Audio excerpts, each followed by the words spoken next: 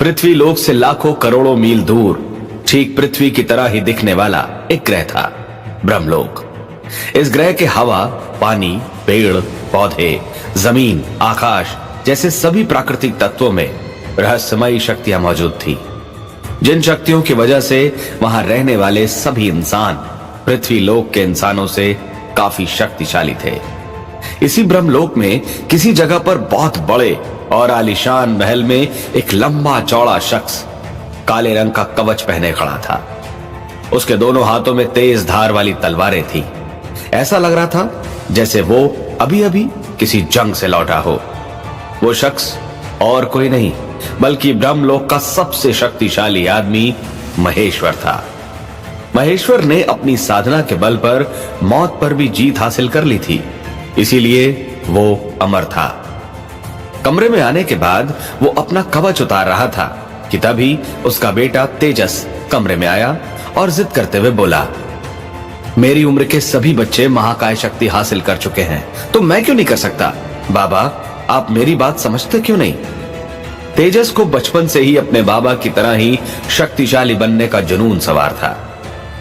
तेजस की बात सुनकर महेश्वर उसकी ओर मुड़ा और सख्त लहजे में कहा, तेजस, इस बारे में हम कई बार बात कर चुके हैं और हर बार की तरह इस बार भी मेरा जवाब वही है, नहीं। महेश्वर का जवाब सुनकर तेजस के चेहरे पर मायूसी छा गई। उसको मायूस देखकर महेश्वर ने उसके कंधे पर अपना हाथ रखा और उसे प्यार से समझाते हुए कहा, बेटा, तुम अभी छोटे हो, तुम नहीं जानते कि महाकाय शक्ति को पाने की राह कितनी मुश्किल है। इसके अभ्यास में हर कदम पर मौत का खतरा रहता है। इतना कहकर महेश्वर एक पल के लिए रुका और फिर बोला, और जिस शक्ति में तुम्हारी जान का खतरा हो, ऐसी शक्ति को सीखने की कोई जरूरत नहीं। वैसे भी मेरे होते हुए तुम्हें किस बात का डर है? क्या तुम्हें अपने बाबा पर भरोसा नहीं है? महेश्वर की बात सुनकर तेजस अधीर होते हुए बोला, पर बाबा मैं। लेकिन तेजस अभी आगे कुछ कह पाता, उसकी बात को काटते हुए महेश्वर बोला, तेजस, मैं तुम्हें इस मार काट से दूर एक खुशहाल जिंदगी जीते हुए देखना चाहता हूं। इसीलिए तुम महाकाय शक्ति सीखने के बारे में भूल जाओ और आगे से इस बारे में कोई बात नहीं करनी है। तेजस को समझाते हुए महेश्वर के आखिरी शब्द कठोर हो चले थे। तेजस निराश था।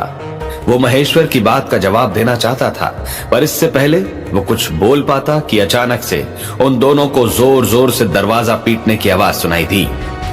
तेजस और महेश्वर ने एक दूसरे की तरफ हैरानी से देखा। इससे पहले दोनों कुछ सोच पाते कि बाहर से किसी के चिल्लाने की आवाज सुनाई दी, तेजस, तेजस, जल्दी दरवाजा खोलो। ये आवाज को तेजस अच्छी तरह पहचानता था। अपने पिता की तरफ देखते हुए तेजस हैरानी से बोला, अरे ये तो विराट की आवाज है, पर इतनी रात को यहां क्या करने आया है? तेजस की बात सुनकर महेश्वर ने एक नौकर की तरफ इशारा किया और नौकर आगे बढ़कर दरवाजा खोला। दरवाजा खुलते ही तेजस का दोस्त विराट भागते हुए अंदर आया और दोनों हाथों से तेजस को पकड़ लिया। उसके चेहरे पर डर और घबराहट के हाव भाव देखकर तेजस ने पूछा, विराट, क्या हुआ? तो तुम इतने घबराए हुए क्यों हो? दौड़ने की वजह से विराट की सांस फूल रही थी। तेजस की बात सुनकर विराट ने अपनी तेज सांसों पर काबू किया और बोला, तेजस, वो मीरा, उसको कुछ हो रहा है। वो महाकाय शक्ति पाने की तपस्या कर रही थी। और विराट की पूरी बात सुने बिना ही तेजस बिना देर किए वहां से बाहर की ओर भागा। करीब 10 मिनट तक दौड़ने के बाद भागते भागते वो एक बड़े और पुराने पेड़ के पास पहुंचा। ब्रह्मलोक में काफी संख्या में 100-200 साल पुराने और विशाल पेड़ थे। रात होते ही इन पेड़ों के सभी पत्ते नीले रंग की रोशनी में चमकने लगते थे। जैसे ही तेजस उस पेड़ के करीब पहुंचा, उसने देखा कि वहां पर लोगों की भीड़ जमा थी। लोगों का शोर सुनकर डर के मारे तेजस की धड़कनें तेज हो गईं। सबको तेजी से धक्का देते हुए तेजस पेड़ के नजदीक पहुंचा तो सामने का नजारा देखकर उसकी आंखें फटी की फटी रह गई। वहां पेड़ के नीचे उसके बचपन की दोस्त, उसका पहला प्यार मीरा तपस्या की मुद्रा में बैठी थी। एक रहस्यमयी आग मीरा के चारों तरफ फैली हुई थी। आग के घेरे के बीच बैठी मीरा न तो अपनी जगह से हिल पा रही थी और न ही चिल्ला पा रही थी। उसकी आंखों में डर और बेबसी साफ झलक रही थी। वहां खड़े मीरा के बाबा ने तेजस को देखा और रोते हुए कहा, तेजस बचाओ, बेटा मीरा को बचा लो, इसे न जाने क्या हो गया है। ये यहाँ महाकाय शक्ति के लिए तपस्या कर रही थी कि तभी अचानक से ये आग के घेरे में फंस गई। हम इस आग को बुझाने की कोशिश कर रहे हैं, पर पता नहीं इसके पीछे कौन सी मायावी शक्ति है जो ये आग बुझने का नाम ही नहीं ले रही। मेरी बेटी मीरा बेचारी, वो अपनी जगह से हिल भी नहीं पा रही है। मीरा के पिता की बात सुनकर तेजस तेजी से मीरा की ओर लपका और बोला, कुछ नहीं होगा मीरा, तुम चिंता मत करो, मैं तुम्हें कुछ नहीं होने दूंगा। इतना कहकर वो बिना कुछ सोचे समझे उस आग के घेरे की तरफ बढ़ने लगा। तभी अचानक से मीरा के शरीर में दरारें पड़ने लगी और मीरा दर्द के मारे चीखने लगी। ये देख आसपास खड़े सभी लोग चौंक गए, लेकिन वे कर भी क्या सकते थे। ज्यों ही तेजस मीरा की तरफ आगे बढ़ा, मीरा के शरीर में पड़ी दरारों से एक सफेद रंग की रोशनी निकलने लगी थी। ये देख सभी की आंखों में डर और हैरानी साफ झलकने लगी थी। उधर तेजस बिना सोचे समझे मीरा को बचाने के लिए आग के घेरे की तरफ भागते हुए चिल्ला रहा था, मीरा कुछ नहीं होगा, मैं तुम्हें बचा लूंगा। तेजस को आग के करीब जाते देखकर विराट ने झट से उसको पीछे से पकड़ लिया। तेजस चिल्लाते हुए खुद को विराट की कैद से छुड़ाने की कोशिश करने लगा। विराट छोड़ो मुझे मेरी मीरा को बचाने दो, मीरा। विराट बोला, तेजस पागल हो गए हो क्या? आग बढ़ गई है, तुम करीब जाओगे तो मर जाओगे, रुको तेजस। अचानक से तेजस को जैसे कुछ सूझा।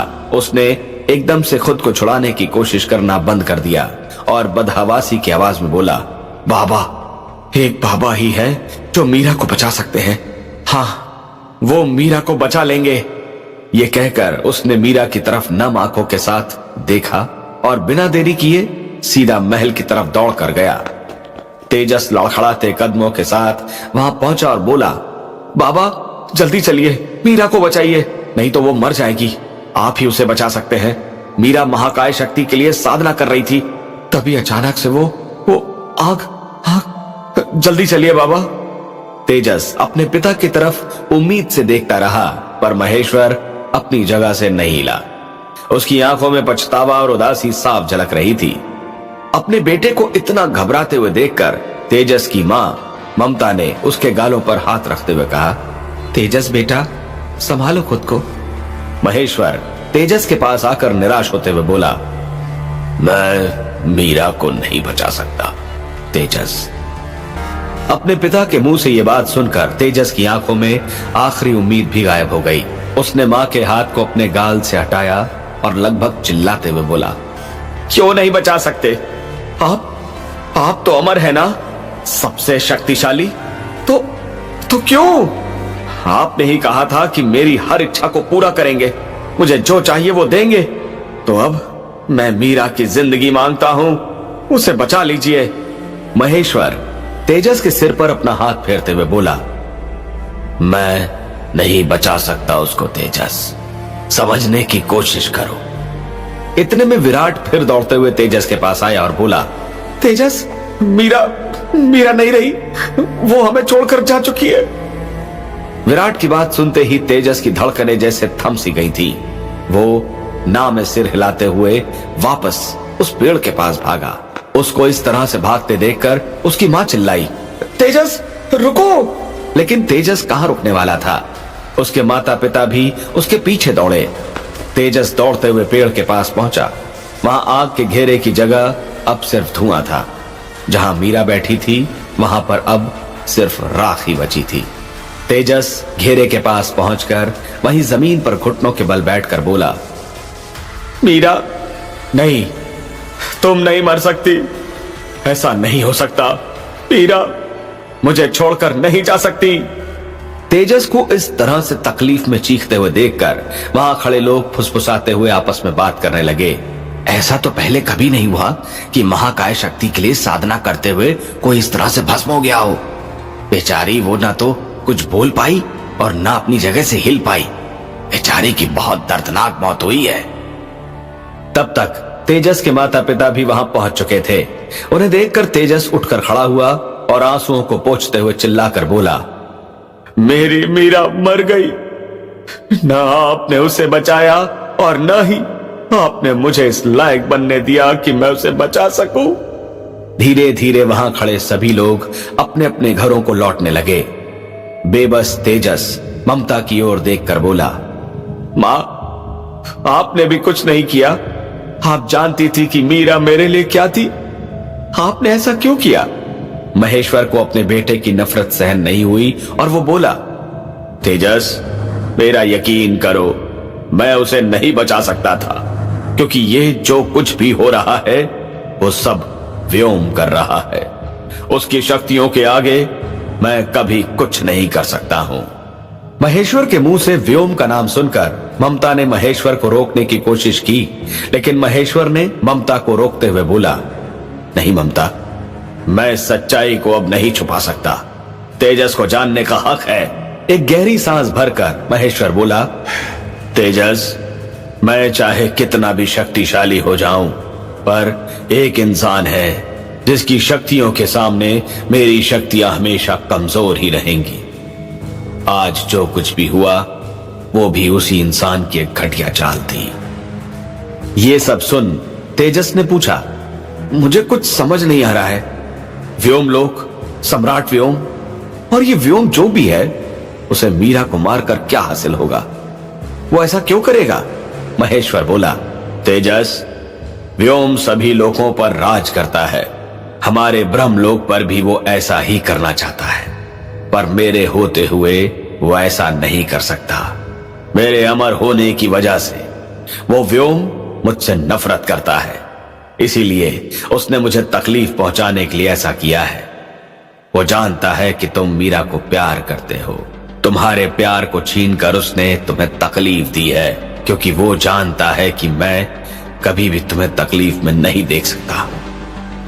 ये सुनकर तेजस मुड़कर जमीन पर खड़ी राख को देखने लगा। तेजस दांतों को पीसते हुए बोला, तो सिर्फ इसीलिए व्योम ने मीरा को मुझसे दूर कर दिया?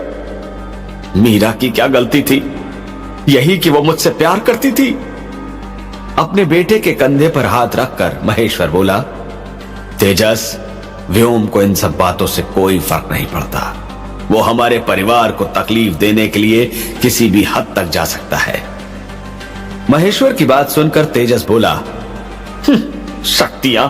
अगर बात शक्तियों की ही है तो आज मैं एक फैसला लेता हूं। मैं उस व्योम से भी ज्यादा शक्तिशाली बनूंगा। मैं महाकाय शक्ति को पाकर रहूंगा और इतना शक्तिशाली बनूंगा कि उस व्योम को मेरे सामने घुटने टेकने पड़ेंगे। तेजस का इतना कहना था कि अचानक से तेज आंधी शुरू हो गई। खाली आसमान घने काले बादलों से ढक गया। मौसम की हालत देख महेश्वर और ममता के चेहरे पर घबराहट छा गई।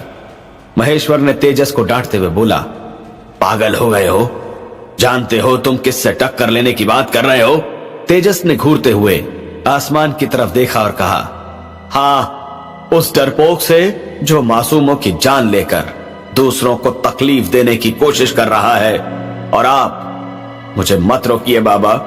आज उस व्योम ने मेरी मीरा को छीना है। कल अगर उसने मुझे कुछ कर दिया तो, मां को कुछ करने की कोशिश की तो? मैं जानता हूं आप हमें बचाने की कोशिश कर रहे हो और करते भी रहोगे। और कब तक? बाबा, मैं कमजोर बनकर नहीं जी सकता। मुझे उस व्योम से लड़ना है और मैं उससे डरकर नहीं रहना चाहता। तेजस की बात खत्म होते ही जोरों से बिजली कड़कने लगी और आसपास के घरों पर आकर गिरने लगी। देखते ही देखते आसपास के घर आग से झुलसने लगे। आसमान लाल और जामुनी रंग की बिजली से चमकने लगा। देखते ही देखते बस्ती में चीख पुकार मच गई। लोग अपने घरों को बचाने की कोशिश में इधर उधर भागने लगे। लोगों की चीखों को सुनकर महेश्वर ने गुस्से में तेजस से कहा, देखा तुमने? ये बिजली व्योम का संकेत है। वो सावधान कर रहा है। ऐसा कोई कदम मत उठाओ जिससे सभी को खतरा हो। तेजस आसमान में चमकती हुई बिजली की ओर देखकर मन ही मन सोचने लगा, तो बिजली के जरिए वो अपने शक्तिशाली होने का सबूत दे रहा है। बहुत जल्द मैं उसे हरा कर रहूंगा। उस व्योम का दिन जल्दी खत्म होने वाला है। क्या तेजस मीरा की मौत का बदला ले पाएगा? क्या वो सम्राट व्योम की शक्तियों का सामना कर पाएगा?